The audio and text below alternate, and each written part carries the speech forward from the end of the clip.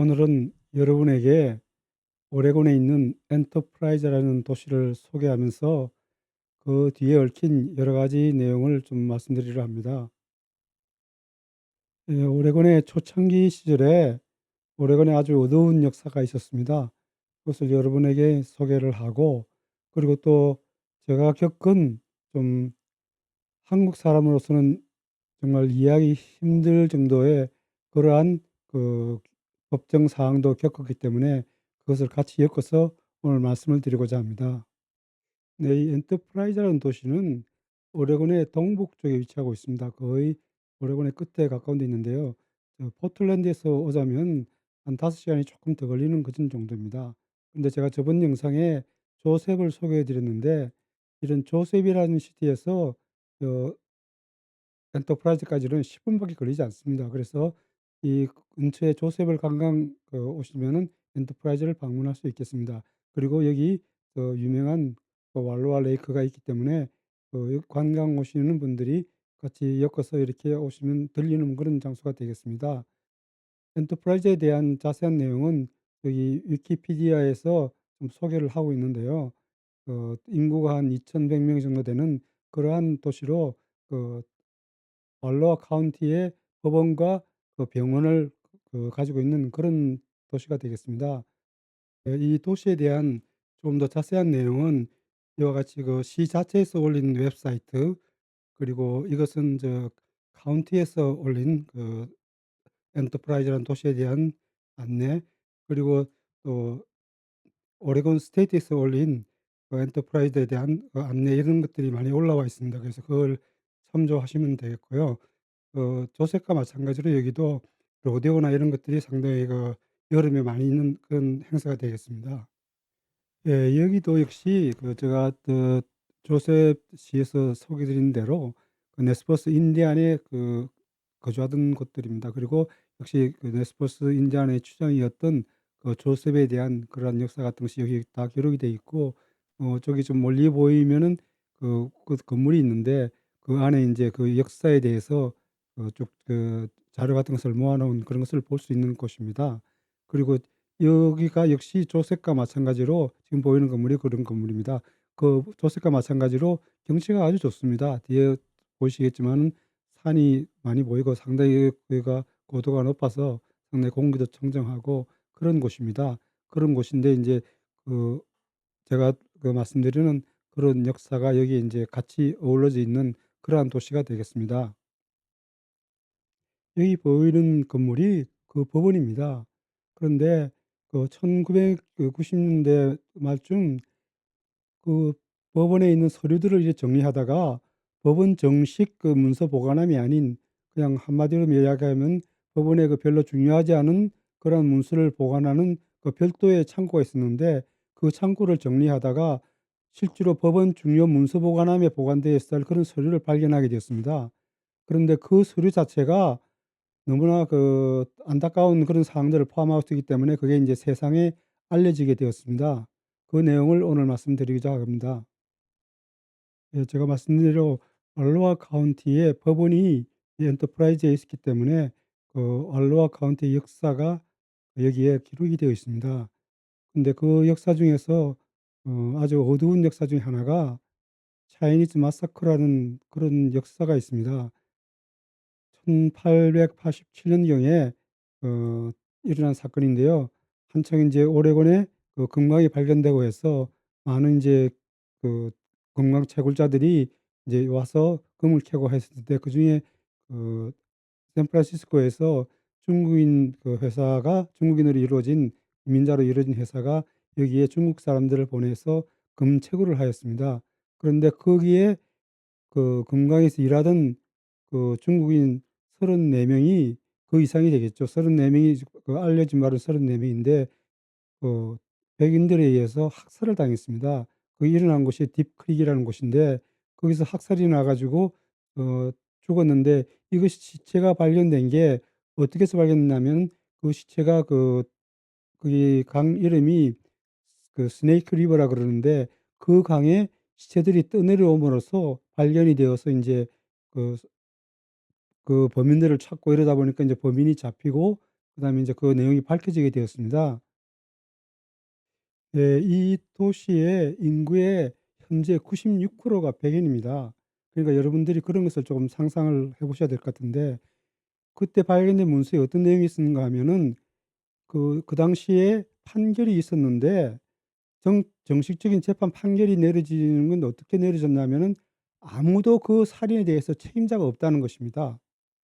그 주동을 했던 그 갱은 그 재판을 받는 도중에 그냥 도망가 버려서 찾지도 못한다고 돼 있고, 그리고 그 일에 같이 가담했던 고등학생이 아마 대여섯 명 되는 것 같은데, 그 고등학생들은 전부 그 자기는 하지 않았다고 그 말을 하는데, 실제로 그 갱은 자백을 했습니다. "얘들이 하고 같이 해서 다 죽였다." 그런데 그 판사는 이 학생들에게 죄가 없다고 다 훈방을 해 버렸습니다. 그러니까 무려 34명 이상 되는 사람이 죽었는데 불구하고, 그것도 더구나 살인에 의해서 죽었는데 불구하고 그 어느 누구도 그 살인에 대해서 책임을 지지 않은 것입니다. 이것이 그 정말로 제가 생각하는 그 미국의 정의가 부러지는 그런 그 상황이기 때문에 오늘 그 말씀을 드리는 거고요.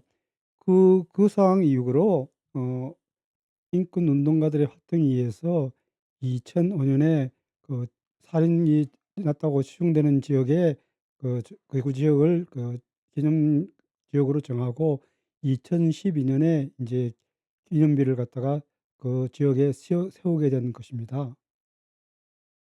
제가 지금부터 소개하려는 내용은 한국인 2세 청년의 이야기입니다. 제가 그 청년의 부모님하고 아는 사이이기 때문에 그 응원하는 차원에서 그 법정에 가게 된 것입니다. 청년이 인제 판결을 받는 거기를 같이 갔습니다. 저희 인제 아는 분들하고 같이 갔는데, 거기서 법정에서 이렇게 그 판결을 받는 것을 보고는 저도 속으로 굉장히 놀랐습니다. 왜 놀랐냐면은 여기에 나와 있듯이 김성구라고 이름이 되어 있는데요. 그 친구가 한 것은 인제 여자 주로 기숙사 이런 데를 다니면서 여자 속옷을 훔친 겁니다. 그러니까 인제 여자 속내를 갖다가 훔친 건데, 그게 한 2-3천 점 된다 그래요.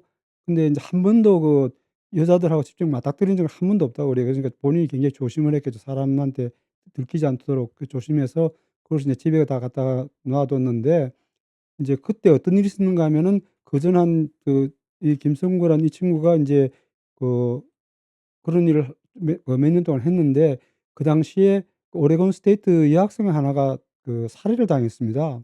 그래서 그 법인을 쫓고 있었는데, 인제 이 김성구라는 청년의 인제 흔적이 보이니까 인제 김성구가 그러면 범인이다 그러고 인제 범인으로 지목을 하고 인제 그 집을 습격해서 인제 구속을 시켰어요.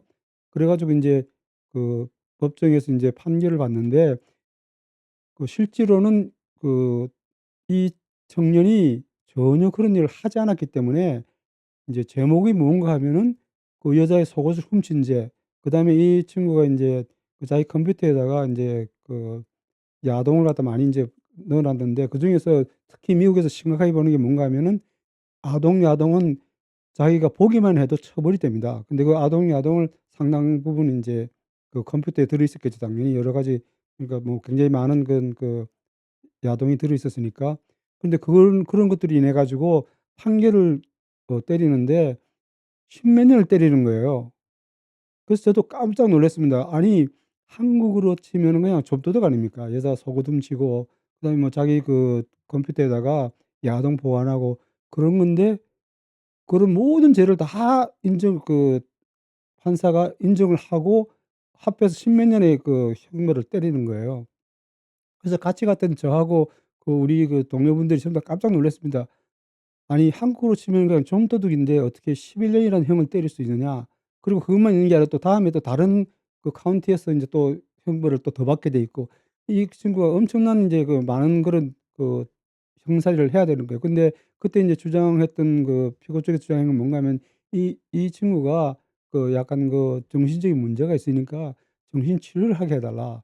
그 친구가 인제 사람을 뭐 해하거나 이런 건 전혀 아니니까 단지 정신적인 문제가 있는 거니까 그 정신적인 문제를 치료할 수 있게 해 달라 그랬는데, 그거는 전혀 인정이 되지 않았고 한 일에 대해서만 판결을 받아 가지고 십몇 년 이제 복역을 하게 되었어요. 그러다가 인제 그 제가 요즘 최근에 이렇게 조사를 해 보니까 결국은 풀려 나왔어요. 그러니까 5년 이상 복역을 하고 이 친구가 풀려 나왔습니다. 나왔긴 나왔는데 그 한국에서는 그 정도 일로서 이렇게 십몇 년 그걸 하고 지금 이제 가석방이 돼서 나온 거죠. 그죠? 가석방으로서 이렇게 풀려 나왔는데 과연 그럴 일인가는 그런 게 좀 생각이 되는데, 제가 이 일을 말씀드리는 이유가 그 백인의 경우였으면 이 친구처럼 이렇게 가혹하게 처벌을 받았을까?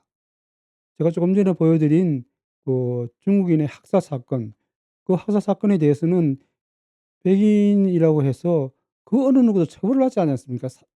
사람이 30몇 명이 죽었는데도 불구하고 아무도 처벌을 받지 않았는데, 이 김성거라는 친구는 단지 여자 속옷 좀 훔쳤다는 죄, 그리고 자기 컴퓨터에 그 야동을 보관했다는 죄로 십몇 년 형을 받는 걸 보고는 '과연 이게 정확한 사회 정의인가?' 이런 생각이 굉장히 많이 들었습니다. 그래서 우리가 인제 특히 한국 사람이 소수민족으로서 여기 땅에 살아가면서 '정말 조심을 해야 되겠구나.' 그것이 이제 같이 갔던 모든 동료들과 같이 느낀 감정이었습니다.